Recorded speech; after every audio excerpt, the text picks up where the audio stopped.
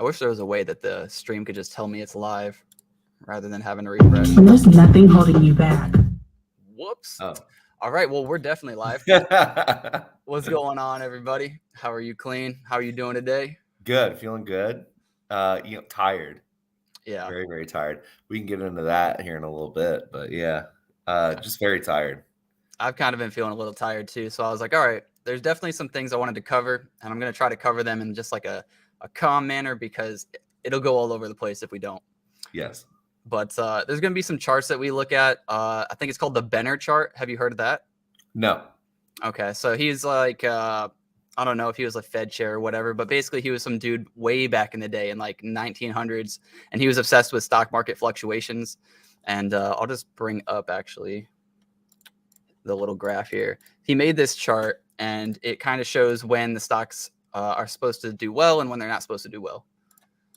And it's interesting because we're going to pair this with a yield curve chart, and the yield curve chart kind of shows that shit's going to hit the fan pretty soon. But this is actually showing that we should be in somewhat of a bear cycle or starting one. So these are kind of the years that line up with it. And I also have a chart, see if I can kind of do both. Boom. Oh, this is not going to look great. Well, so 2023 is the depths of the bear, right? So it shows based on that chart. I'll just make this large screen and I'll go back. Hell yeah. So if we look at it, right, first up, we want to see, is this accurate? Like, has this been accurate? And it has been. You know, I'll go to the other chart to show it. So I've plotted them all here. So this was 96 to 99. It predicted that it would be a bull run, and it was.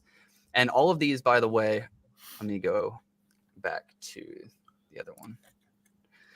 All of these are the end of the year. So 1927, this is the end of 1927. 96 to 99 was a crazy time. Yes. Yes. So it shows 96 to 99 is going to be good years. So these 3 years. And then there's also like mini cycles in between it, which these line up, but they don't always line up. So I guess like every other one kind of lines up a little bit. So 96 to 99 was a great year, and that's what it predicted. And then in 2000, we did have the crash all the way till 2005. Now, till 2005 is not like an exact crash, but it's just, you know, generalized things. So if you did sell at the very beginning, it would have panned out for you very well.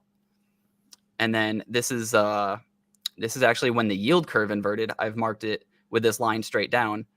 And then 2 years later, we had a bull run after the yield curve inverted, and then we fell.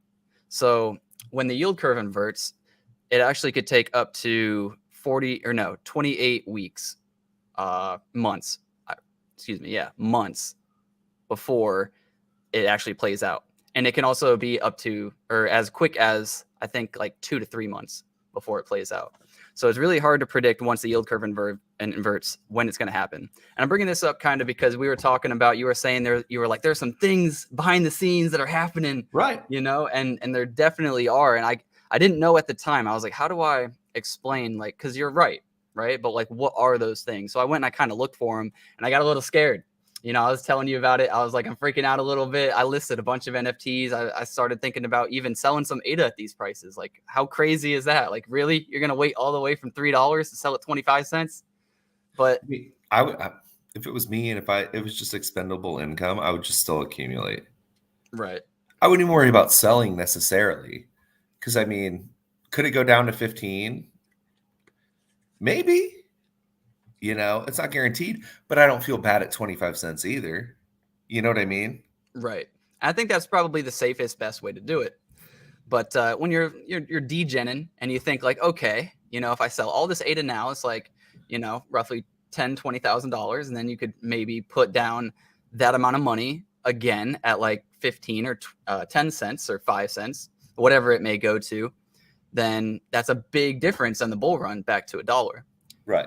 Because I think it was D Clay. He had a tweet, and he said, if Cardano went back down to 5 to 10 cents, what would you do? And a lot of people were like, you know, I would sell my wife, or I would like do this, or I'd sell my car and I'd put it all on Cardano. It's like, yeah, sure, we can say all these things. But then I think one comment I really resonated with, and they were like, I would buy it. I would buy the dip, definitely. But I would no longer be as bullish as I was. And so I kind of understand that. And I think so too. How's it going, Americo? What's up, America? Hope you're doing good, man. But I think so too. I think if we did go down to like 5 cents, maybe we don't go back to $3 in the next bull run. Maybe we do, and it's just as great, or even better. But even if we just go back to $1, I was like, that's a 20x from 5 cents. Right. So sure, maybe we don't go back up, but 20x is still great gains. As opposed to 25 cents, right? Well, yeah, 25 cents back to $1 is a 4x. It's a 4x. So it's a difference between 20x and 4x. Well, yes, but if Cardano holds up here, then it could go back to $3, $3.50, in my opinion, like how I'm kind of viewing it. Yo, good morning, Andrew. Hope you're doing well, man.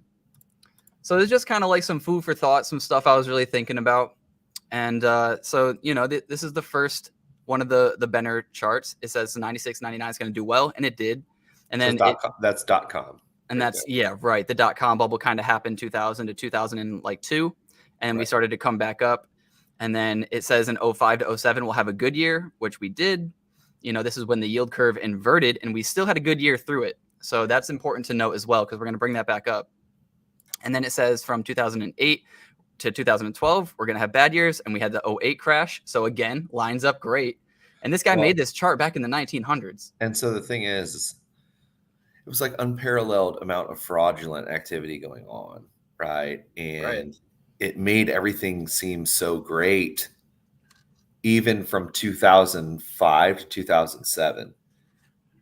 There was so much fraudulent activity going on between those years, where it was like spiking a little bit uptrending, right?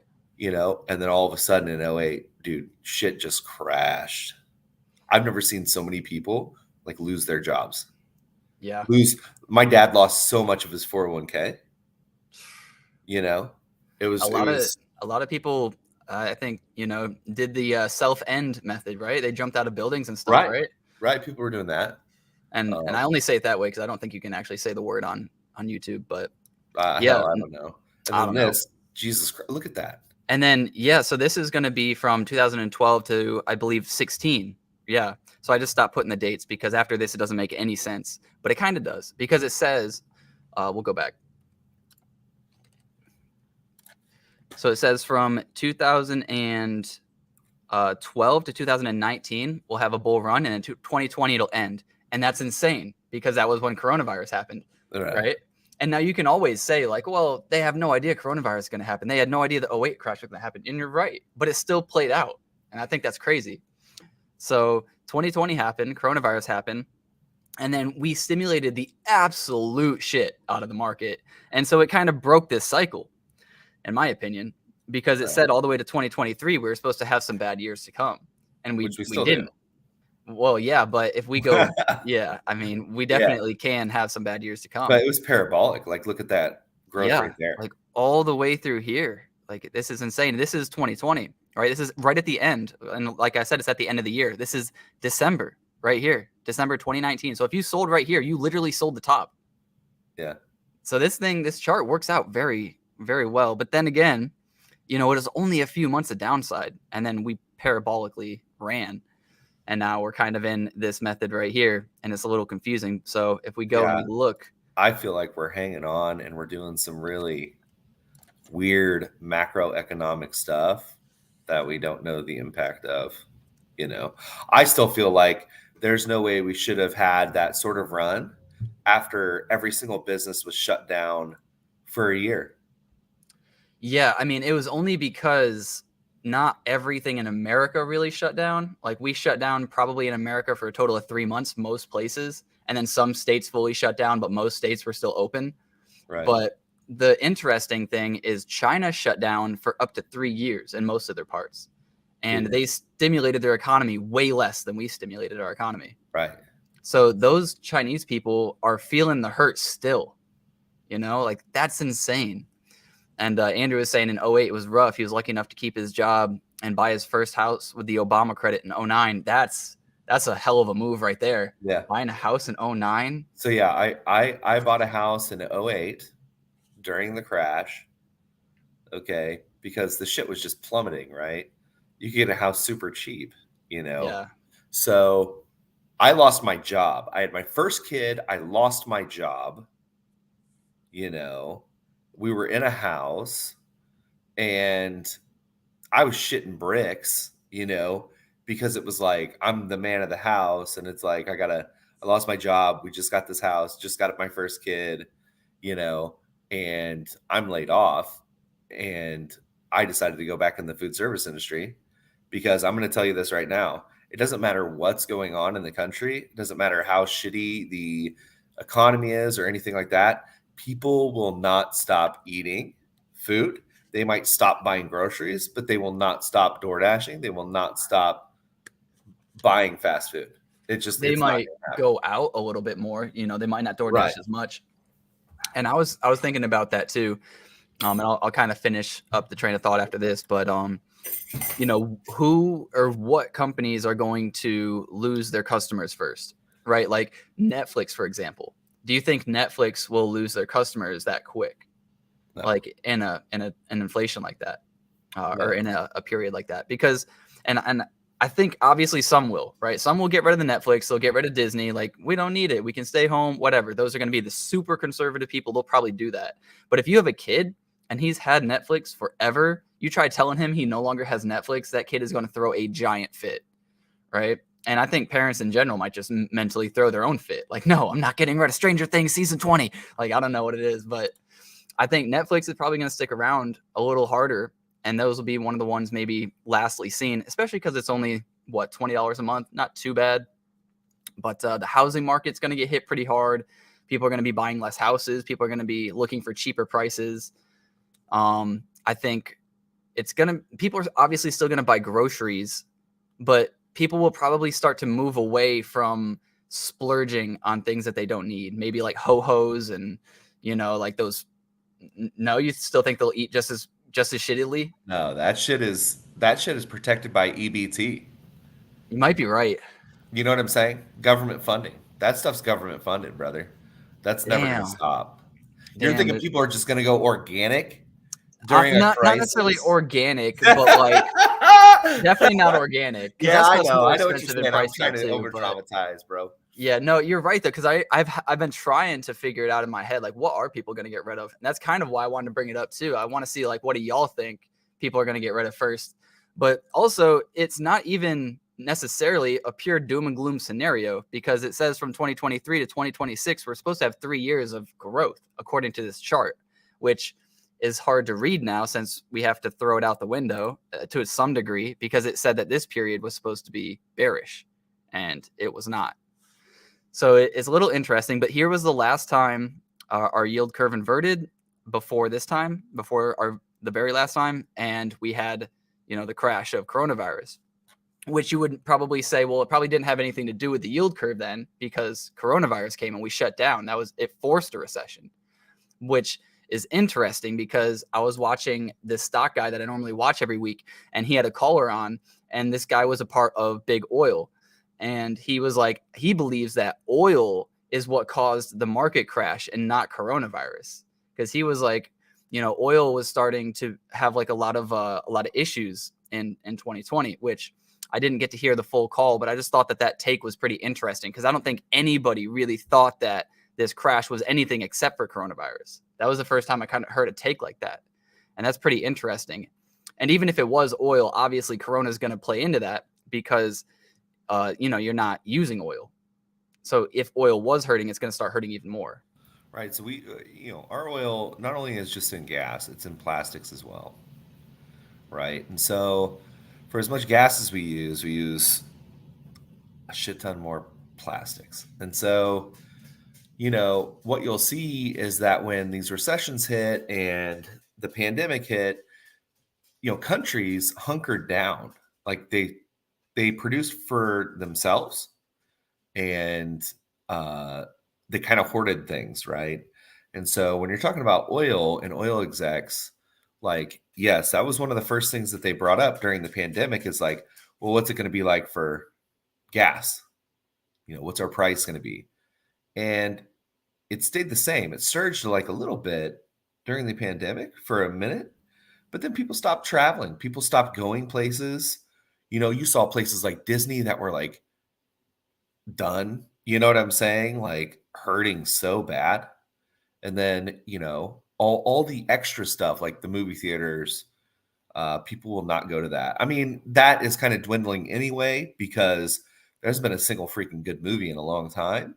But then on top of that, it's like it's considered a luxury, right? So that's generally the first thing that people are going to give up. So you're looking at movies, streaming service, no way. People do not give up that. No way. Well, oil too. I just wanted to build on that because Biden dipped into our oil reserves to keep oil that cheap. So if he didn't do that, then oil wouldn't have, maintained a similar price. It would have shot up like crazy. So now we need to fill up those reserves. I don't know if they already have or how that all went. It's kind of been, it's been like a year or two since I think they dug into the reserves or something like that. I would need to go back and look into that. But we're at this period right here where it inverted. And to myself, I'm kind of talking and I'm like, okay, well, it inverted as we were going down and we continue to go down. So could this potentially be called the recession? Like, could we now be in the bull market? And I asked the guy in chat, or I asked in chat from the stock guy that I always watch. And, I had to spam it a few times so he'd eventually see it. But, he saw it and he was like, no, I don't believe that was the crash at all. He was like, I think there's way more pain to be had, but obviously nobody knows when. So that's kind of just what I've been trying to think is I didn't think while it's falling, it just doesn't make sense that would be from the yield curve unless people were so forward looking. And then there's going to be Jackson Hole on this Friday. So that's when Jerome Powell and the Fed's going to come together and they're going to talk about some sort of shift. They've been talking about some sort of shift that they want to talk about at Jackson Hole. Now this could be good or this could be bad. And if it's bad, then we could definitely break this trend. And I think in the next following months, we could start to see this, yield curve being inverted kind of start to play out.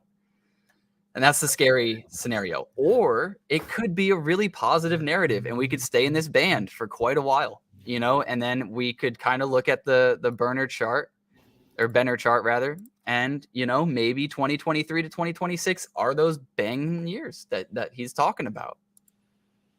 But a big shift is coming, I think, good or bad. I think we're still going to experience some of the residual effects of being locked down. But number one, I don't think people understood exactly what that did to us as a society mentally. And I feel like we have yet to feel the repercussions of that. Like I said before, I think the real repercussions are when these interest rates have been hiked up and businesses want to refinance their loans. You're going to find that a lot of these businesses are going to default. And that's when things are going to be really bad. And I don't know if you saw the news this week, not to be all doom and gloom either, but they found a new COVID variant. Nothing is going to happen with COVID again, in my opinion. Like, I would bet on that. We're not going to shut down. Masks at the most would happen again, at the most. And people would still throw a fucking fit and we'd have yet another divide. They'll be like, I'm not wearing my mask. They're just trying to get me to conform. Don't say it like a Southern, dude. I don't want to do that shit. Dude, I don't want it either. I don't. Well, so what are you talking about, bro? Because it's mostly Southern. It's just funny to say it like that. No, it's here in Indiana, bro. I mean, we have a twang to us too, but I mean, like, dude, I don't want to be locked down again. I don't want to be subject to masks or whatever. I believe that if you're sick, wear a mask or stay at home. Yeah, to an extent. If you have a cough, I mean, you can like when you have the normal flu, you don't come to work because you don't want it to spread. Like that's just how it works. Like, it's always been that way. It's just like a formality, It's just like what you do to kind of be kind. Like you don't want to get your homie sick, you don't want to get people at work sick, but nobody's like really freaking out about it. Nobody's like, oh, if I get the flu, man, I'm gonna die. Like if that's the case, you should probably just always work from home. So you think we might turn it around? Depending on what this announcement may be. Yeah. I mean, for sure, Powell could definitely come out and be like, what we're seeing is, a slowing amount of and we're debating in the next few months, we're just going to hold rates and maybe, we'll lower rates in the future, right? I don't think that's what's going to happen. I'm shorting NVIDIA right now, by the way. Like NVIDIA has all right, let me just show NVIDIA because even if the market does fine, NVIDIA is overpriced to shit. Oh, wow. This is NVIDIA. all-time that, highs dude. and then some.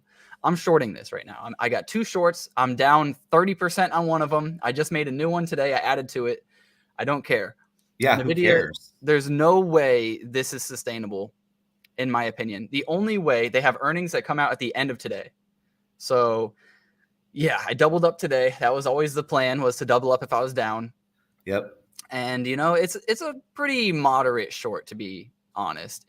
I'm selling calls. I didn't actually buy a naked short or a put. Okay. So if I make money, what I'm going to make is about $370. And if I lose, then my entire Robinhood account is blown up and it goes to zero. I bet it all. You're like that dude, like thinking about throwing up in his car. But yeah. I only have $240 left in my Robinhood account. Well, dude, now it's down to 200. But could you imagine losing like $60,000? I'm not built like that, man. I wouldn't risk it. I wouldn't risk that much. I gotcha. I think that's a good call right there. Obviously, how long are these for? Okay, September 1st. Okay, that's fine. Yeah, it's like a week and a half. That's fine. I have like a week and a half, but the one just needs to fall a little bit, like to like 455 and be below that. Which, if it has decent to bad earnings, because everybody thinks these earnings are going to be spectacular. So unless they are, they're not going up. Even if they're just okay earnings, they're going to fall, in my opinion, or they should. Well, so we just now started to dip, right, off of this tremendous run, right? So their earnings could be decent on this report. Everybody's saying that they're going to make so much money off of their software, and they've typically been a hardware company. And it's just like, I don't think they've had enough time to build out that software to where they're going to be making that much more. I also watch a lot of Tom Nash, and he does these breakdowns. And he's like, even if you put NVIDIA at a 22% gain year over year, that puts the stock at like 137 if you do it like based off of his analysis. And I would have to go into all that. But I like what he does. I follow him a lot. And he was like, and even if we jump that up to 50% year over year, this chart is valued where it should be valued in the next 5 to 10 years. Yeah. So that's why I'm short NVIDIA. Dude, it's so crazy. Like when we talk about housing and shit like that, to think my first house, I bought for $106,000, And how much is it worth now? Right now, it just sold like 2 months ago to the people that I sold it to, who I was friends with or whatever. They sold it for $186,000, right? Damn, almost a double. Almost a double, right? And it's like a very basic starter home, right? Because we bought this, like I said, when the market crashed and we were just trying to get into a house. And I don't know if you knew, but like, bro, it was hard to get loans at that time because banks were so screwed. You know what I mean? And so, we ended up getting a loan, and then the house that I'm in now, I paid like $159,000 for, and it got appraised at like 326. So it's like, that's crazy that I could get a 2x, but also if I were to buy another house right now, even if it was like a $200,000 house, right, I'd basically be able to pay most of it off, but the interest rate on that alone would be like 7.25. Now, what happens if you get a high interest rate, but you paid it all off? Does it not matter? So there's no penalty, but we pay mostly in cash, but the payments of it would be small. But if you did it on a 15-year fixed or something like that, my payments. No, but I'm saying, what if you paid off I thought you were saying you paid off the whole house. Oh, I wouldn't be able to pay off the whole house. Oh, okay. Because I still have to pay a little bit off the house, what I'm paying now, right? And so, okay. I thought you just had like 200 and something K just sitting around. No, with the interest rate, it wouldn't be worth it. I talked to my wife about this, and I was like, would it be worth it just to sell our house and like move into your fucking parents' basement, for a while until the market settles or whatever, interest rates go down, and then we can buy a house and be like free and clear? And she was like, no. Based what's the interest rate on your house now? 3.25. It's not bad. You're fine. Yeah, it's great. Like I'm gonna be in this house for the next 10 or 15 years, Yeah. right? Until my kids move out and everything's done. And then sell it at that time because interest rates are probably gonna be good again. And dude, I'm just gonna sell the crap out of this house for like 300K and just be done. Well, that's the other thing too, is I talk with some of the people up at the lake, and some of them have businesses, and just older in general, and they kind of laugh at me when I'm like, interest rates are too high right now, man, it's crazy. And he's just like, we bought our first house at an 11.5% interest rate. Yeah. And I'm just like, what? And they're like, yeah. And I was like, so what do you think about interest rates? And they're like, well, 0 to 1% is not sustainable, and it should never be that low. And I was like, damn, don't say that. That scares me. I want to go back to 1%, man. No, Like, but they're that's never right. gonna happen. But they're absolutely right. And I was like, okay, so we're kind of at the medium level of where interest rates are kind of balanced. We're at between, 5 and 6%. Give or take, yeah. I mean, if it's higher like that, the American dollar is gonna be stronger. I don't have the exact chart, and it'll take me a while to find it, but we're at the same level of interest rates that we were at for the housing market in 2007. Right. Which seems ridiculously high, and it is in relative like to where we've been the last 5 to 10 years. So that's a little alarming because people aren't prepared for it, but it's not, in my opinion, a bad rate overall. Dude, people can't afford houses right now. Yeah. There's definitely going to be, I think, a dip in interest rates because people have to get that money flowing again to not crash our economy, or wait for the crash and then they have to lower rates. Like either way, rates have to get lowered at some point. People are still buying houses though. At a way lower rate. No. You think? Like, I don't think so. I could sell my house, which is a nice house. I could sell my house and before it even gets listed. Right Well, now. if you put anything at a fair price, you can sell it. Right, but I'm just saying, like, as high as the interest rates are and as high as the pricing of the housing market is right now, people are still buying. It's slowed a little bit, but not much. Well, maybe it hasn't started necessarily yet then, but there's no way. At least here in Indiana. In the next year to 2 years, I think housing prices are going to come down significantly. I hope so. Or at least 5 years, because I'm not the greatest at scheduling when these things are going to happen, but I would say within the next 5 years, it's definitely going to be lower than where it's at now. I mean, I hope at some point. I hope so. Yeah, because it's like more people need houses, because if you look at it, if you don't have a house to go into, then you have to move into an apartment. You know what that does for the apartment? Supply and demand. Guess what? Your apartment now costs. Your apartment costs so much more, and it's going to only go up year after year, or however long your lease is. Well, rent is I believe it's a lagging indicator as well. Like rent lags the prices of homes. So rent is probably going to go up pretty soon too, which will cause houses to go down in value because people won't be able to pay those rents. I hope so. You know what I mean? I hope so. I mean, that's what's happened every other time. I don't necessarily think there's going to be a housing market crash, but it wouldn't shock me if there was. I have friends that I work with. They're not friends or coworkers that I work with, right? And they're paying like $1,100 in rent for like a 2-bedroom apartment that they room together. And I'm like, dude, I pay $860 for my 2-story house with a 3-car garage. Yeah, it's bad, bro. It's bad. What's up, Fadi? Yo, what up, Fadi? Anyway, but so yeah. It might be good. We might be okay. We bounced back a little bit right there, right? Yeah, so I did say the last time, remember, because you were like, I'm pretty sure, there's something in the back. And I was like, just don't short it. You're going to get wrecked. And then, a week later, I'm shorting NVIDIA. But like, it makes sense. NVIDIA makes sense. I wouldn't be shorting necessarily the market here. I did think it would come a little bit lower. I was waiting to buy. Maybe it still does come a little bit lower. Maybe Friday there is some negativity and then we actually bounce because who knows? Like the news hasn't come out yet. So maybe it does kind of stair step down and I do get it around this level. Maybe it doesn't and it's just another bounce off of a close to low and we stay in this bull trend, which would be really cool. And hopefully that Benner method plays out until 2026. That would be great. Let's take a look at it again. Yeah. Also, Andrew, where were you from in Indiana? born in Hoosier, but He in was born Colorado. a Hoosier is what they're called. Hoosier. So everybody from Indiana is called a Hoosier. Okay. I identify as a Boilermaker because I went to Purdue. So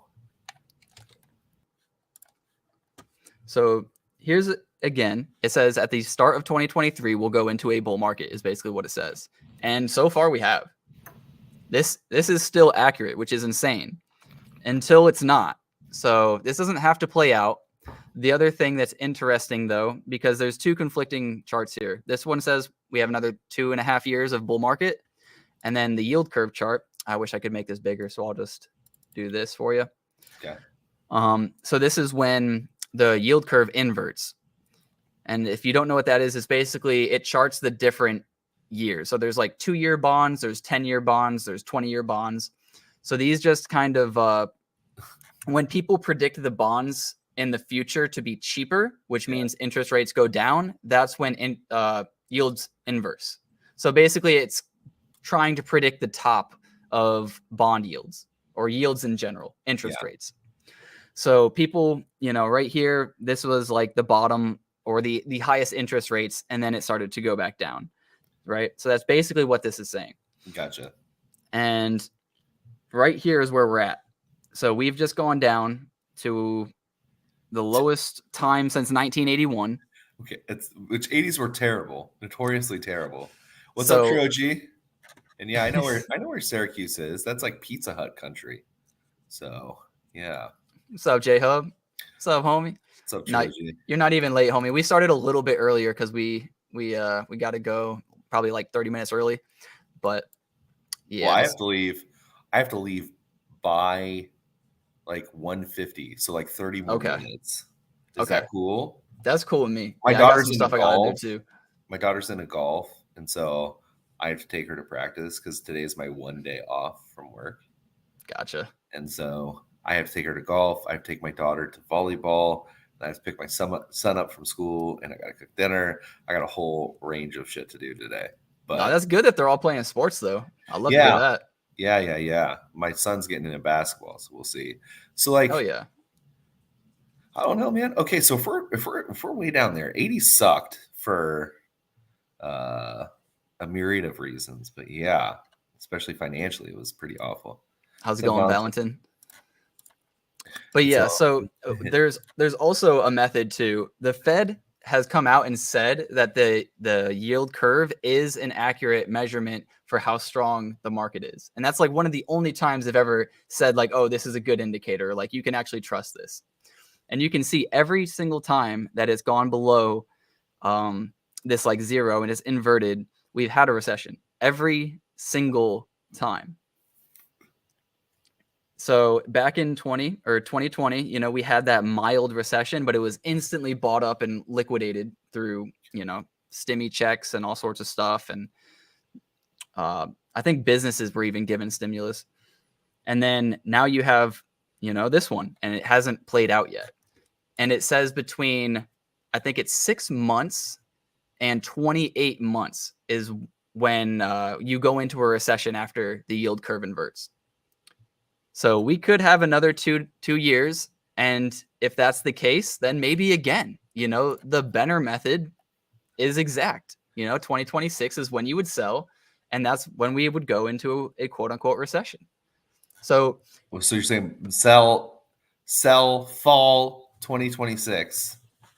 Yeah. Is what you're looking at. Maybe if this is right, but it's interesting because the last time from 2016 to 2023, it says it's going to be negative, and it was not. Yeah. So this is the first time in a while that it hasn't played out like that. Yeah, it's a very interesting indicator for sure. But I like that there's some positivity, at least something to look at from something that's been very accurate. And then we also have some very negative stuff from the yield curve. So, man, it's really crazy times. It really is. Yeah, we're about to find out. For sure. There's been a lot of things. I mean, dude, here's the thing, and I'm not here to like get political or whatever, but maybe there could be like some uptick with a new president. Yeah, could be. I mean, it's possible. Could be. Normally, hate or love Trump. He made that market go burr.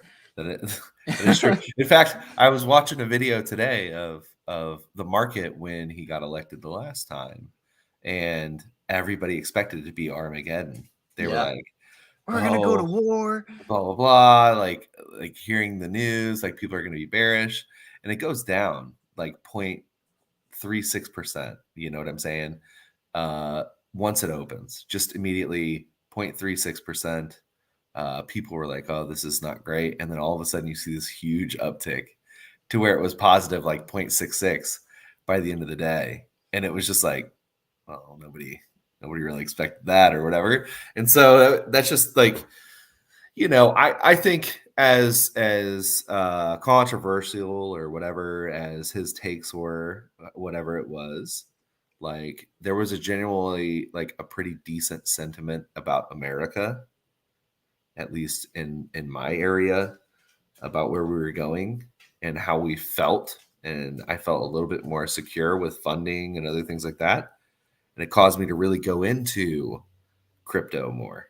You know what I'm saying? Because I had a lot more disposable income. Right now it's like, well, I'm just DCAing. I could be doing twice of what I'm doing now, but I Right. I, I don't feel comfortable. Right. So And it's like, something else that made me really nervous too was I read this article. I doubt I'll be able to find it, but it was about the crypto ETFs, and it was from a Fed person, not necessarily Jerome Powell, but they were just like, a Bitcoin ETF is highly unlikely to be passed, is what they said. They were like, it's few and or something and unlikely, and he was like, and then that I forget the phrase that he used, but basically, I was just like thinking all of this stuff in my head. I was like, okay, if the yield curve inverted and it's already been about 6 months since it's inverted, we could go into a recession at any given time. The Fed's meeting on Friday. The Bitcoin ETFs aren't going to get passed. I was like, we have no bullish narrative. This literally could be the last top of crypto, and crypto could never go up ever again. having I mean, the halving's going to come, but to be honest, I'm not bullish on it. 20K Bitcoin. It could happen. It could happen, right? Absolutely. I think 15K could happen too. 15? That's It just super bearish. depends That's if super bearish. yeah, look, Yeah. 15K is only if we go into that scenario where we break out of this bull like thing, this Yeah. bull lines. This is the trend for the bull market. If it does start to break down below, then yeah, we're no longer in there. It could jump back into it, sure. Like sometimes you break just a little bit, like in these scenarios, but overall you stay inside of it and you keep it moving. And when you don't, that's when you start to worry and you have to get ready for something else to change.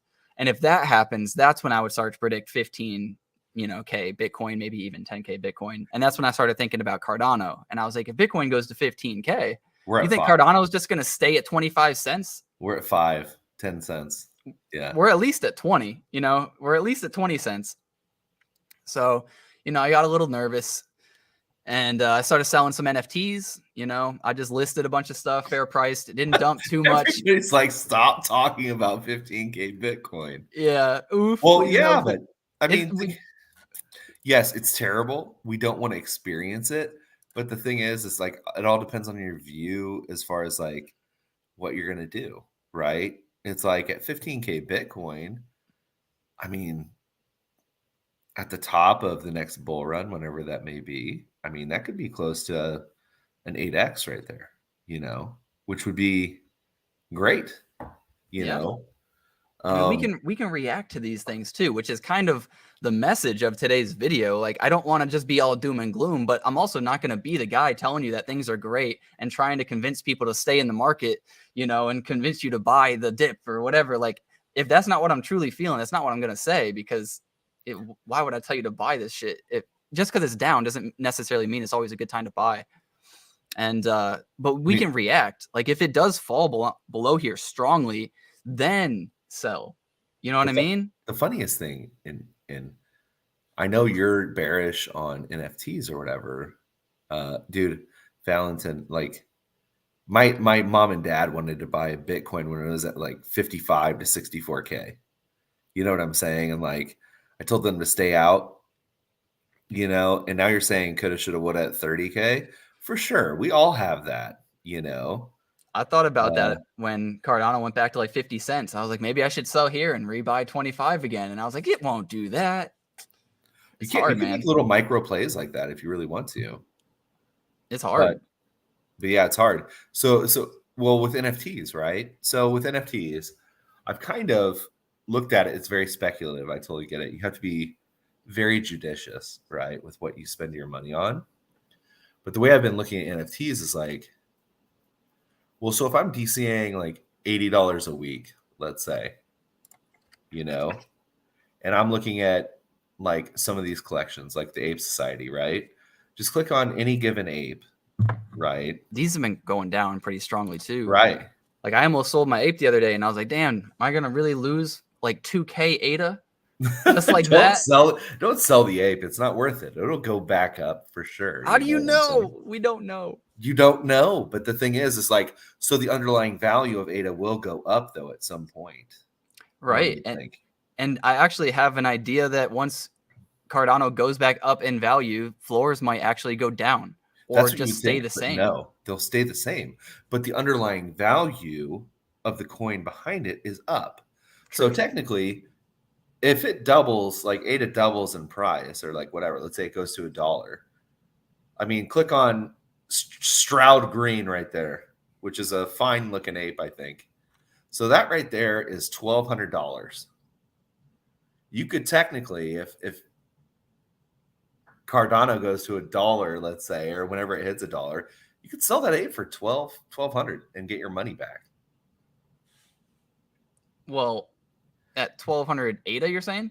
1,200 ADA, yeah, and get your actual currency value of it. Yeah, but you could also just sell it at this price and then wait for Cardano to go up, and then you'd be in a better spot. Right, that's what I'm saying. So the way that I'm looking at it right now, is it is so cheap for me to buy coins right now. So every time that I'm DCAing, I'm getting these things, and the way that I look at it is like, well, I mean, to be honest with you, that's only like 2 months worth of DCAing for me, right? So I could do that, but you just have to be more judicious on what you get into, right? It's not like I'm sitting here buying like space pugs or like, I'm just throwing random ones out there, or like cornucopias or something like that, some shit I don't know about. It's more along the lines of like, I can afford some of these things and stack up a little bit if I can buy them, Yeah, absolutely. Hey, help my floor prices, bro. I hope you do. I'm trying.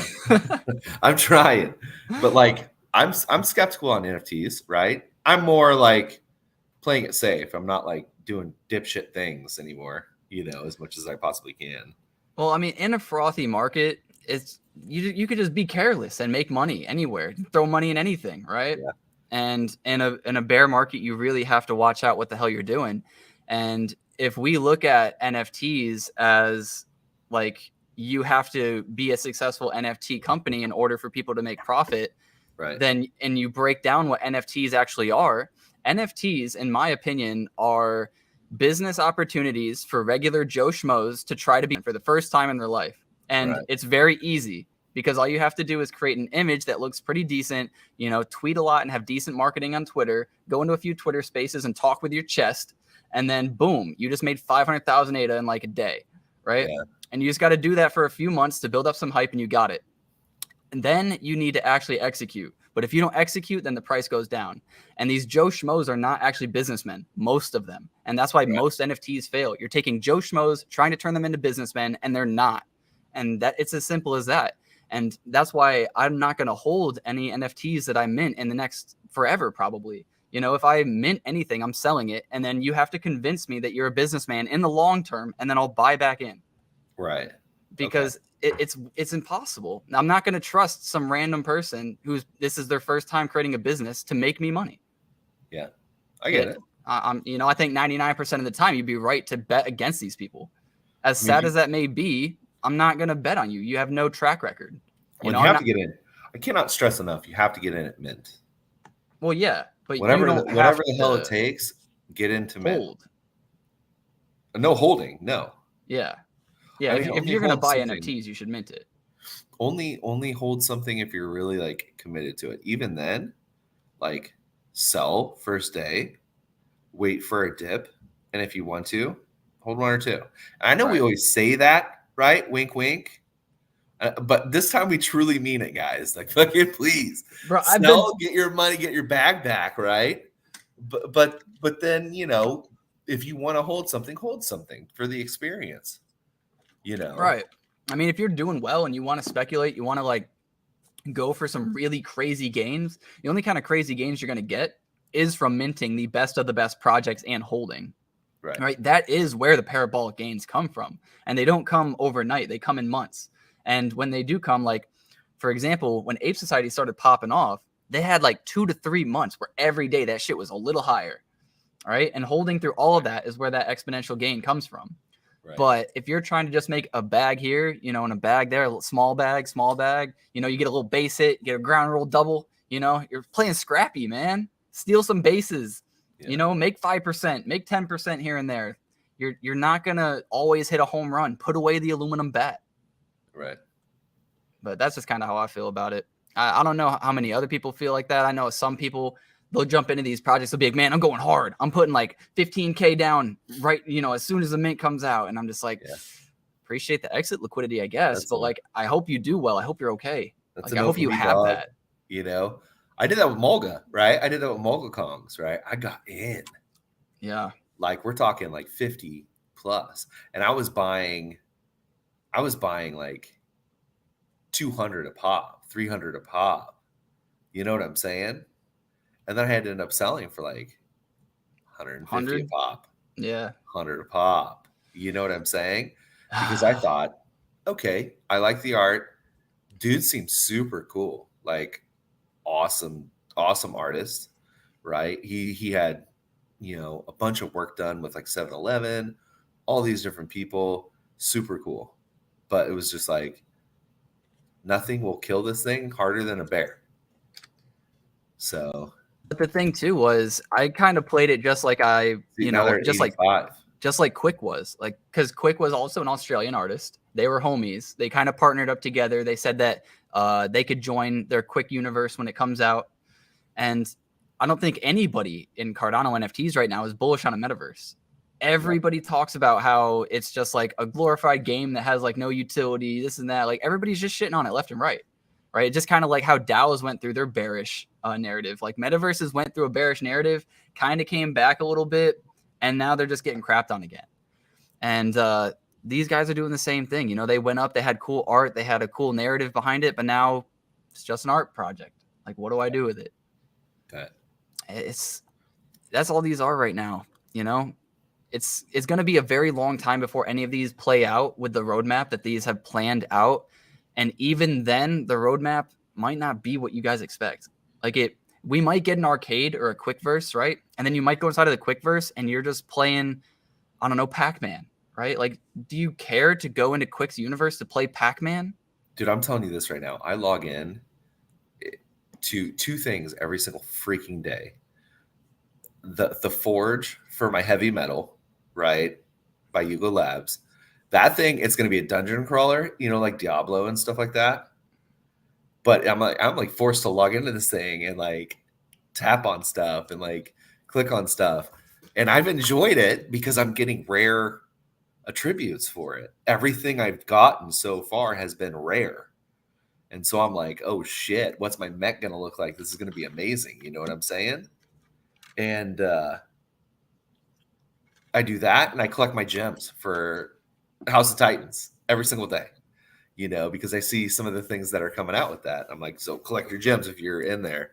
But yeah, that's what I do. I mean, I don't have time to do metaverse shit. I really don't. I mean, between my job, I work at, you know, 2 different stores. I'm running 2 different stores and like trying to navigate the schedule between those two. When I had a manager. A metaverse is just an experience, though. I don't think there's going to be a metaverse that's an actual game. Like, you log in and you do your dailies and you go and you like dig up your crops and water the flowers. Like, I don't think that's even what it is. I think the metaverse is just, you go, maybe you set up like a hangout with you and your friends and you do some like hangout stuff. But I imagine it just like how it was in the 90s. You go outside and in your neighborhood are all the neighborhood kids, and you go and you find something to do. You have no idea what you're going to do. You just go and you find the kids. Hey, you want to hang out? Cool. Next house. Go to the next house. Hey, you want to hang out? Cool. Now you got a gang of people together and you can finally do something, right? I think that's what the metaverse is. It's just like they're building a neighborhood for you and a bunch of random people to go hang out in. It would be so funny if we crashed the metaverse and we were like a gang, all like wearing the same colors and shit like that, and just like bullying people in the Clayverse. You know what I'm saying? Kick Like, out all the blues. Only reds over here, brother. Dude, that'd be so bad. Stroll around on like these metaverse bikes or like whatever, and like constantly chirping at people. Fuck, that'd be so right. funny, dude. Like, see, that would actually be a fun thing to do. Like, you could actually have now, like, you know, who knows how censorship would be with metaverses, but I think people dressing up in all blue and all red and driving around in Clay Nation, like only red pants or only blue shorts or whatever, would be hilarious. That would be actually something really fun to do. And you could even make content out of that. That would be hilarious. I would watch a YouTube video of watching a bunch of like, you know, 30 to 40 guys running around, like screaming at each other. That would be hilarious. They're just like griefing the entire time. Yeah. You know what I mean? They're sitting up at spawn, right? They're waiting at the spawn. And they're right. Yeah. But how many times could I do that for how many days? You know what I'm saying? Come up with something else. Just like you can't play manhunt in the neighborhood every day. You're tired. Your legs are tired. You're sick of it.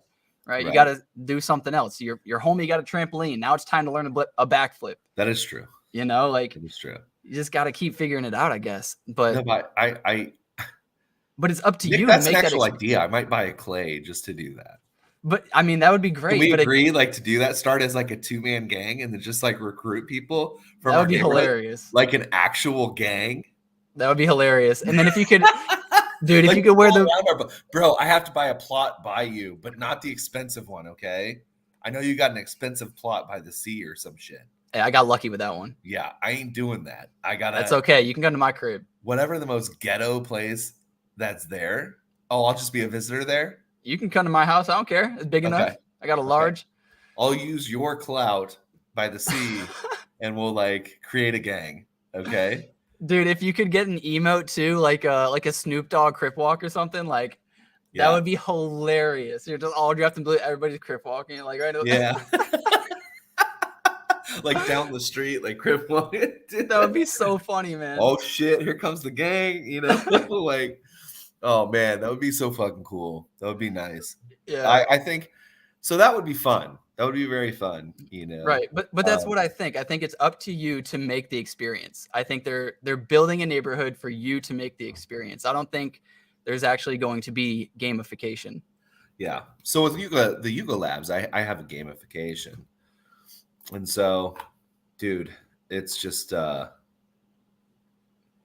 It's crazy. I can't wait for this thing to be fleshed out. Like it's going to be, I think, really, really cool.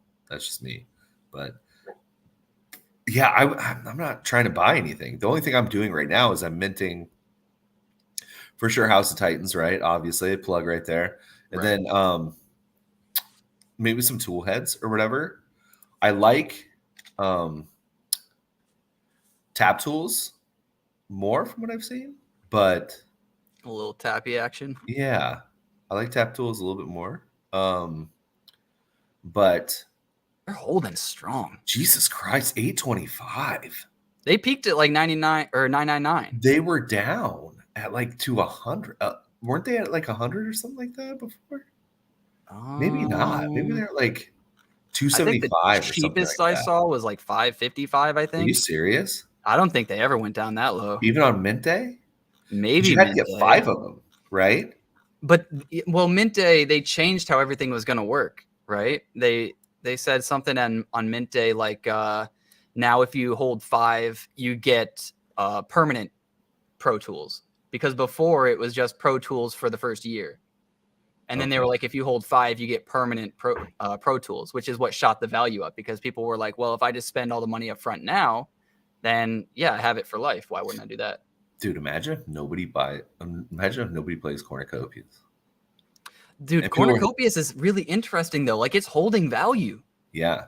And they're actually going up. Like there's always buys on cornucopias. That's because people can't, like, lose their backs. You know what I'm saying? Like, okay, sprinters are like whatever. Like, look, What? people How are sweeping these selling? five. Why? Who's buying these? I don't know, but this is what I'm saying. There's volume in Is cornucopias it because items. you're going to be able to rent them out and they think like a Maybe. million people are going to be logged in on this game? And If the racing factor is really fun and profitable, and now let's say you're somebody who owns 500 of these sprinters or something, and it looks like this person's trying to buy all the rares, So imagine that. Like now they have to go through you to get a rare because they just own like 500 rares. Bro, that is such a high roller move right now. I'm not doing that. I mean, that's a gamble and a half, man. Yeah. Now I played the cornucopias game at CNFT Con, and it was cool. It was pretty cool. Yeah. It wasn't quite fleshed out, but it was cool. They have some really cool stuff. One of the podcasts we had, I think you were there, right? We were showing some of the lighting in the Cornucopias metaverse, and it looked really well done. Uh-huh. Like it looks cool, but your game, what, the HTMLs or whatever? The heavy metals? The heavy metals, like those look really cool too. And after the game came out, they crashed. Yeah. So that almost always happens. So unless this person, it was a grind. It's a grind. But you want the game to be a grind, or else nobody's playing it. I know. This was a huge grind, man. Just huge. And like I said, I gotta log in every day. I gotta vote for people. I gotta put maintenance in on my shit. It's just like it's work. It's work, man. I'm losing sleep. But again, I'm getting rare attachments, bro. So it's like that's the payoff. So when they come back, if they come back, then you're in a good spot. Right. So the rumor is that they're going to make the game free to play. Okay. For people. Okay. And then the only way that you buy is you either use borrowed assets, right? Or you buy like a heavy metal and you can play. We get access to the game for free, plus like booster packs and shit like that, right? But yeah, we'll see, man. But if it's a dungeon crawler, that's going to be awesome. Dungeon crawlers are fun. They are super fun. Yeah. Especially if like you team up with other people, which that's what you're going to do in this game. It'd be kind of cool, kind of lame, kind of cool. If you could turn it into like the Power Rangers thing, you get 5 Power Rangers together, you turn them into like a Mighty Morphin, whatever. Yes. Right? Like you get 5 of the heavy metals, and you just like turn into this super thing. What's the floor on heavy metals right now? Let's see. Sorry. No, you're good. Oh shit, I gotta get ready to go. I know I always say that. OpenSea.io, yeah.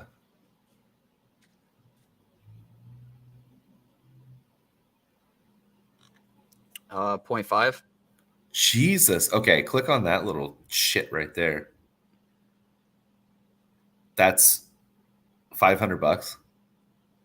800. Yep, 850. Okay. I might have to pick one up, to be honest with you. Why you. does it say sale ends?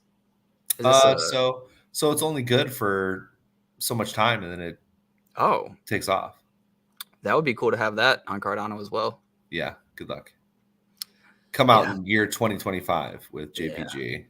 Yeah. So it's fine. Yeah, it'll come out along with their token, right? Yeah. Yeah, but basically just kind of to like wrap up some things, some like thoughts. Jackson Hole, that's a meeting they have, I want to say twice a year, maybe every quarter or something. The Fed talks. And in this one, I think Powell was caught saying that structural shifts in the global economy, damn, I'm stuttering like crazy, will be spoken about during this one. So a lot of people are anticipating this to be something pretty big, either down or up. Nobody really knows, but we'll see. The other thing I want to talk about is Apple earnings.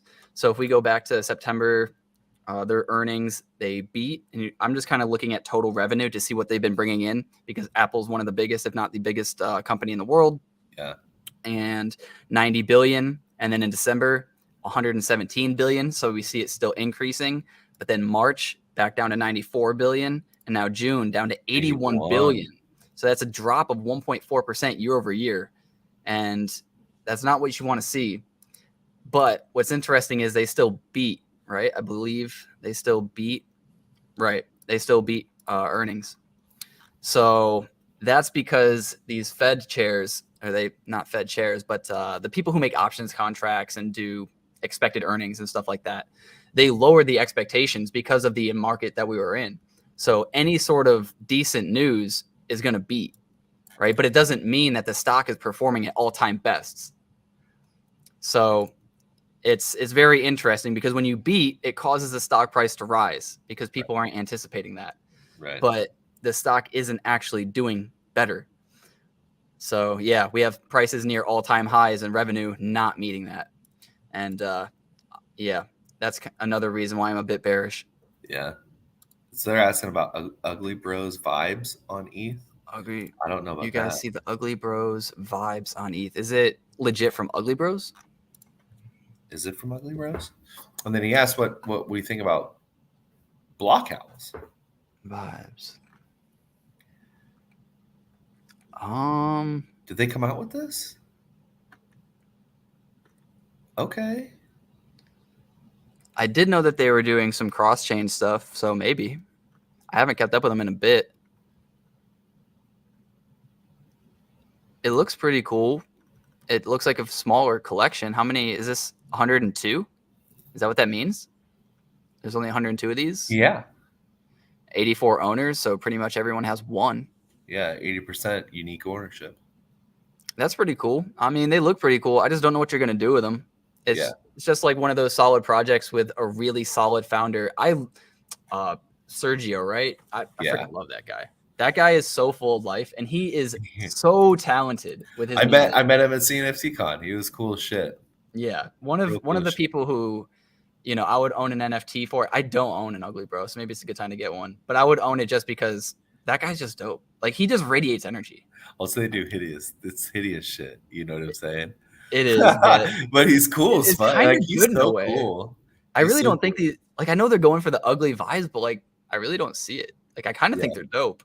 There are some ones that look pretty cool. I will say that. Yeah, and all the music that he made too is like, oh, dude, I can't get over his sounds, like his soundtrack that he made. Yeah. Yeah, we could go look at some Ugly Bros real quick. And then Block Owls, dude, I don't know. I love their stuff, but it's just never gonna hit. I don't know. You know what I'm saying? I don't. They should stick to animations and stuff like that. Come out with their movie or like whatever they're doing, their shorts. That's cool. Yeah, but even that floor 85 don't look too bad. I mean, honestly, not bad at all. And it's a shallow. He's an ugly bro, but I will say, like, not too bad. It's a shallow floor though. Like, you buy just 3 of these and you're up to 90. You buy 4 or 95. Yeah. It starts to get up there pretty quick. Any sort of volume that comes back into Ugly Bros is going to boost this floor very fast. 4 hours ago, somebody accepted for 60. What is that? What does that ugly shit look like? This one. Oh yeah, dude. That's not an ugly bro, man. That's an ugly sister. It's not bad for a profile picture, to be honest with you. It's really not. It's not. It's funny though, the crooked mouth and stuff. It's just like so crooked. It's really funny. Right. It's just funny.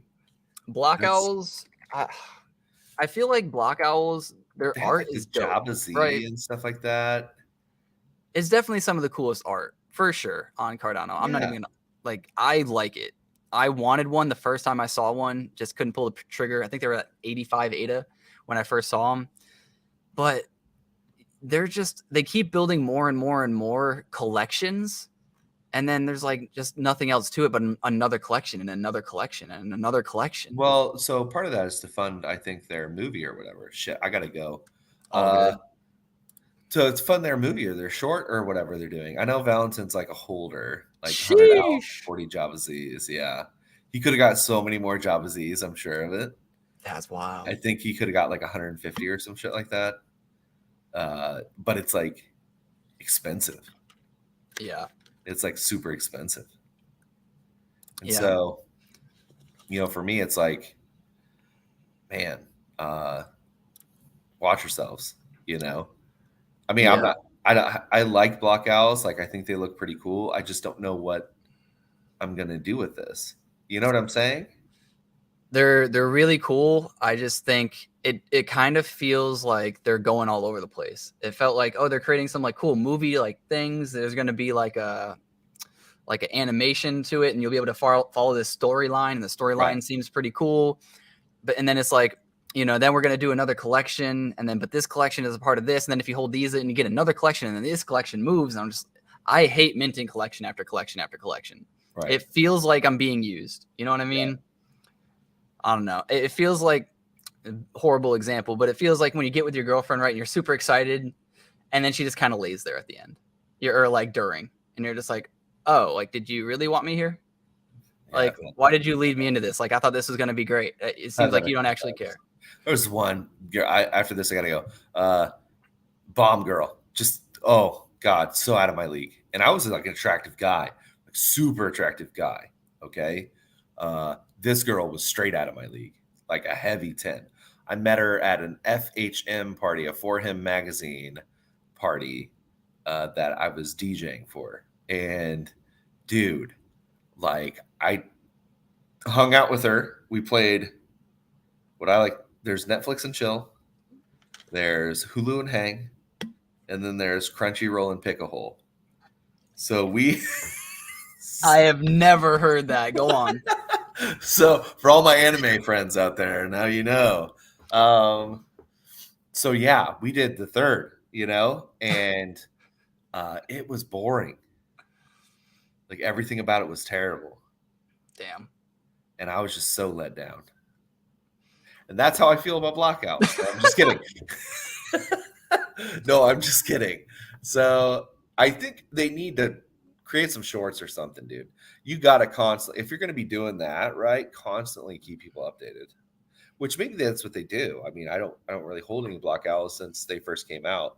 They were so addicting and cool to look at. And their animations are great, top notch, you know, wonderful ideas. They do a great job. Just do something with it, you know? Yeah, for sure. I got to go. I got to get out of here. Else I'm going to be late picking up my daughters. They will never forgive me. I have to take her to golf. You're staying on? I'm just going to kind of wrap it up real quick. I have some things I got to do too, but I'm going to kind of end it because I know that we talked about, I'll let you go though. Okay. All right, man. I'll see you on the other side, man. Yes, sir. Have a good one, bro. See you later. So yeah, guys, because I know that we started off the very beginning talking about yield curves, talking about how it's inverted to shit and how that could definitely be a very bearish tone. With yield curves, when it does invert, it takes between, I want to say 6 months and 28 months before the recession hits and we see stock markets start to go into a quote unquote crash or overall bear market. But then we also looked at the Benner chart, which we'll go back to. And Benner says that we're going to have a bullish 3 years from 2023 to 2026. These don't have to play out. These are just things to look at. And we have Jerome Powell, who's about to speak at Jackson Hole this Friday. So there's a lot of stuff that we're going to be looking at.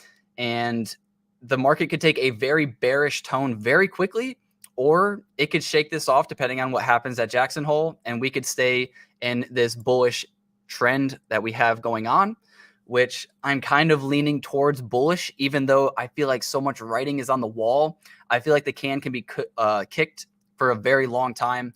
So yes, I am nervous. And yes, I do think some pain is to come, but it could come in the next 2 years even. You know, it could be kicked for a very long time. I would be reactionary here. I would not try to predict a crash and start shorting. Yes, if you predict the crash from here and it does happen, you get a lot more money than you do if you picked it here and then it keeps crashing, but you're guaranteeing yourself some profit then as opposed to gambling it away. That's all I really wanted to say. I appreciate all of you guys for watching. Remember to get outside, see your family, see your friends. We're here to make more money so that we can spend more time with them. Until next time, guys. Peace.